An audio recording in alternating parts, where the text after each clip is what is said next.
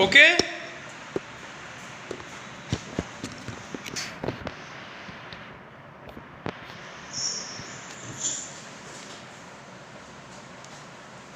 देखो, जैसे अगर हमने लिख दिया कोई वाक्य, मान लो हम लिख रहे हैं, अभी हमने आपको बताया कि हम कुछ वाक्य लिखेंगे और उन्हीं वाक्यों के माध्यम से हम सर्वनाम को करने का प्रयास करेंगे, ढूंढने का प्रयास करेंगे। तो चलो हम वाक्य लिखते हैं। राम एक लड़का है।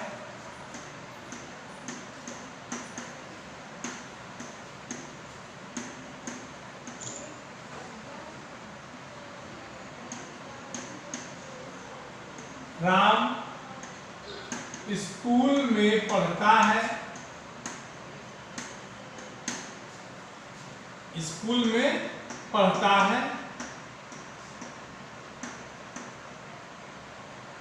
उसके बाद राम रोज स्कूल जाता है। रोज क्या करता है? स्कूल जाता है। कौन जाता है? राम जाता है। अब देखो, इस वाक्य को अगर पढ़ो बेटा, तो राम एक लड़का है, राम स्कूल में पढ़ता है, राम रोज स्कूल जाता है। मतलब राम शब्द को हर वाक्य में प्रयोग किया गया है। राम राम, यहाँ जितने भी राम शब्द हैं। स्क्रीन काला दिख रहा है। अच्छा चलो ठीक है। अब देखो, हाँ सुनो, अरे सुनो भाई, लड़ाई मत करो। राम एक लड़का है, राम स्कूल में पढ़ता है, राम रोज स्कूल जाता है। अगर इसी राम को हर जगह न रख के राम के जगह कुछ ऐसा शब्द रख दे जो राम के उपस्थिति को समझा दे। जैसे अगर हम, फिर राम संज्ञा है, पता है कि नहीं आप लोगों को? किसी व्यक्ति वस्तु स्थान के नाम को संज्ञा कहते हैं। तो राम एक व्यक्ति है और इसी व्यक्ति को संज्ञा कहते हैं, नाम को संज्ञा कहते हैं।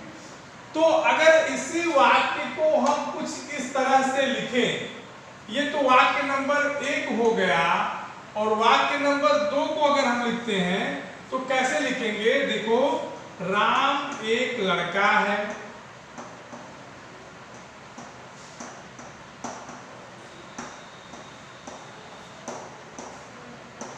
वह स्कूल में पढ़ता है,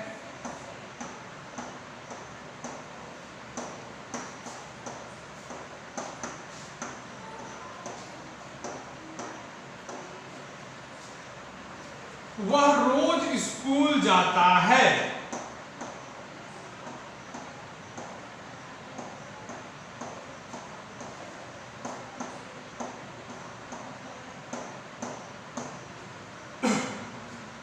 अब देखो, पहले वाक्य की तुलना दूसरे वाक्य से अगर करो तो जहां आप देखोगे कि पहले वाक्य में राम शब्द कई बार आया है, वहीं पर दूसरे वाक्य में राम शब्द की जगह ऐसा शब्द आया है जो राम की उपस्थिति का बोध करा देता है। मतलब इससे हमें यह पता चल जाता है कि यह वह शब्द ही कौन है? राम है। इतना क्लियर? जैसे राम एक लड़का है, अगर ये पहले वाक्य में है तो दूसरे वाक्य में भी क्या है? राम एक लड़का है। दूसरे वाक्य का दूसरा लाइन देखो तो राम स्कूल में पढ़ता है, लेकिन यहां हमने क्या लिख दिया कि वह स्कूल में पढ़ता है। वह माने कौन? राम। तीसरा है कि राम रोज स्कूल जाता है, और हमने क्या लिख दिया कि राम रोज स्कूल जाता है की जगह लिखा वह रोज स्कूल जाता है। इसका मतलब क्या हो गया कि वह शब्द जो संज्ञा की जगह पर प्रयोग किए जाए। ध्यान से समझना, क्या होगा कि ऐसे शब्द जो संज्ञा के स्थान पर प्रयोग किए जाएं उन्हें सर्वनाम कहते हैं, या संज्ञा के स्थान पर प्रयोग किए जाने वाले शब्द सर्वनाम शब्द कहलाते हैं। बात समझ में आई कुछ? बोलो, बात समझ में आई? चलिए, समझ में आई तो बहुत अच्छी बात है। इसकी परिभाषा लिख लें हम, इसकी परिभाषा लिख लेते हैं। हाँ, तो परिभाषा लिख लेते हैं बेटा।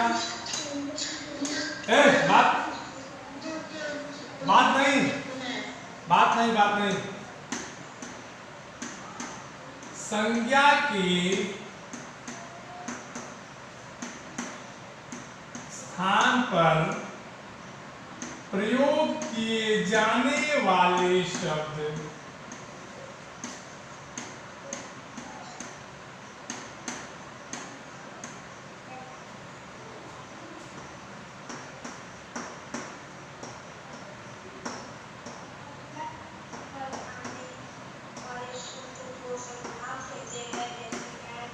शब्द को सर्वनाम कहते हैं।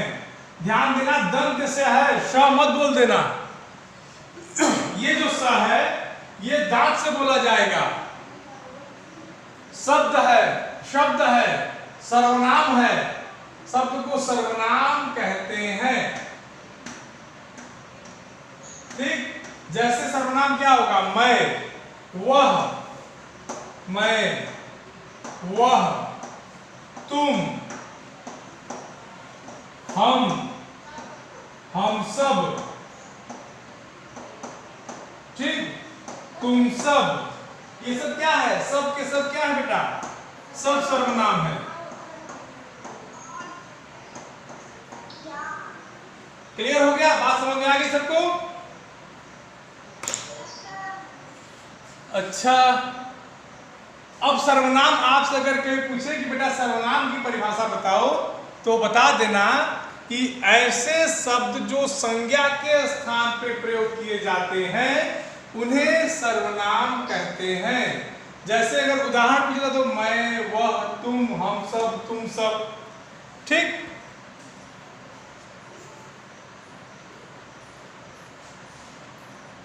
चलो अगला देखते हैं सर्वनाम के प्रकार।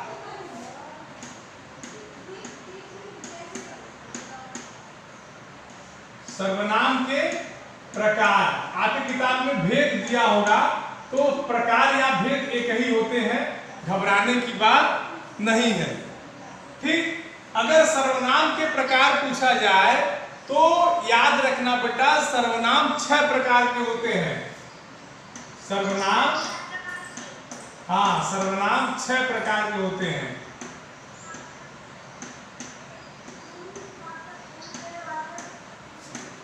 हाँ, पहले पढ़ो, जब लिखना होगा तो लिख नहीं पाओगे। पुरुषवाचक निजवाचक की हो, चुप मार के सुनो पहले।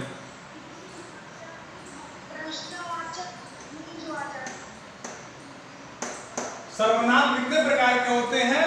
6 प्रकार के। पहला कौन सा होगा? पुरुषवाचक।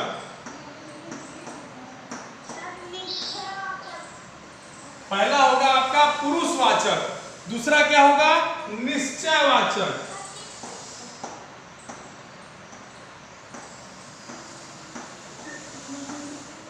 ठीक, तीसरा होगा अनिश्चयवाचक।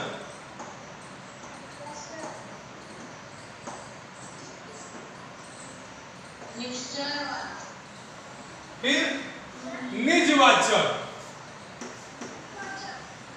चौथा क्या होगा?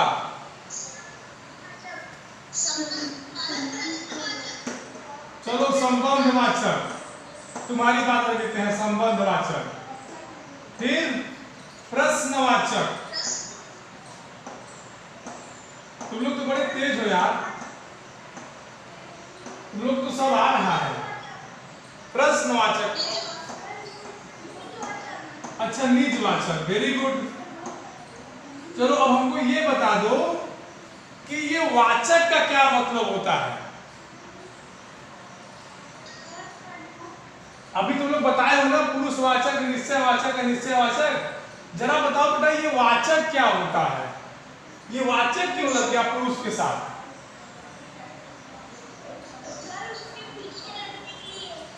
अच्छा, उसके पीछे रहने के लिए वाचक लग गया। तो पीछे रहने के लिए तो कुछ भी लग सकता था। अब समझो क्यों लगा। अब कोई बोलेगा नहीं, समझो क्यों लगा। वाचक माने होता है बोलने वाला, बताने वाला। वाचक माने क्या होता है?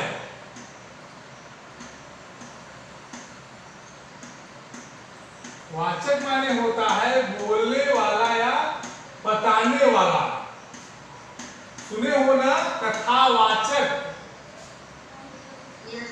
हाँ, कथावाचक क्या करता है? कथा बताता है, कथा बोलता है। हाँ, वाचक माने क्या होता है? बोलने वाला या बताने वाला। क्लियर? अब पुरुषवाचक जो पहला सर्वनाम है उसका मतलब क्या हुआ? जो पुरुषों के बारे में बताए। किसके बारे में बताए? पुरुष के बारे में। पुरुष माने मानव जाति के बारे में बताए। ठीक? वाचक माने बताए ना कि बोलने वाला या बताने वाला। तो पुरुषवाचक का मतलब होता है कि जिससे हमें किसी जीवित प्राणी के बारे में बताया जाए। जीवित प्राणी माने जो बोल सके। ठीक?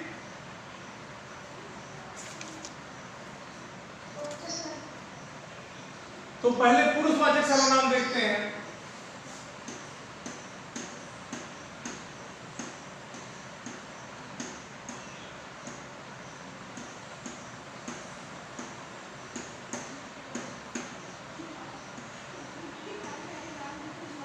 पुरुषवाचक सर्वनाम क्या कहता है कि जिस सर्वनाम से कहने वाले, सुनने वाले या ऐसे व्यक्ति के विषय में बात की जाए जो इन सब चीजों को करता हो, या किसी के बारे में कहता हो, या किसी की बात सुनता हो, तो वहां पुरुष का वाचक सर्वनाम होगा।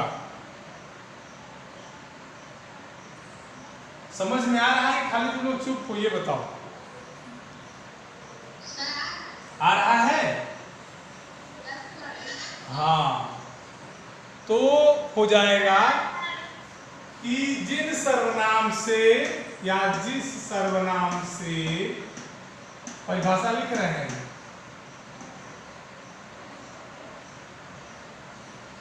जिस सर्वनाम से कहने वाले,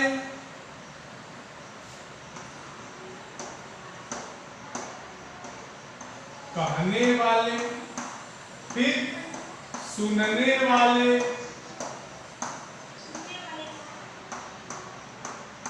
और या जिसके विषय में बात की जाए,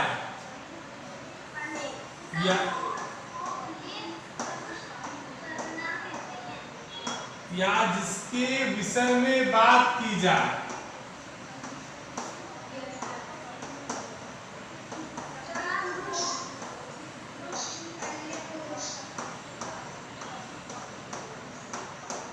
उसे क्या कहेंगे? पुरुषवाचक सर्वनाम।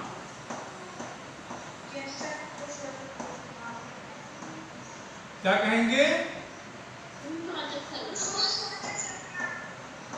अभी तुम लोगों को समझ में नहीं आया।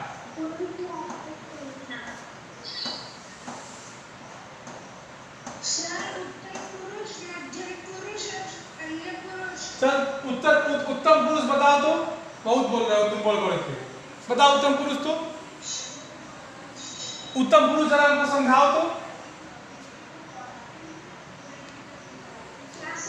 उत्तम पुरुष समझाओ हमको। तो क्या होता है उत्तम पुरुष?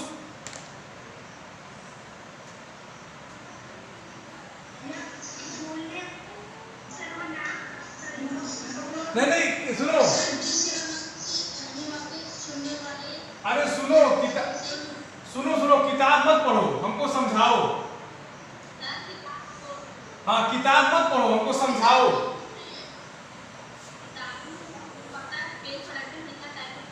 चलो बात मत करो, सुनो।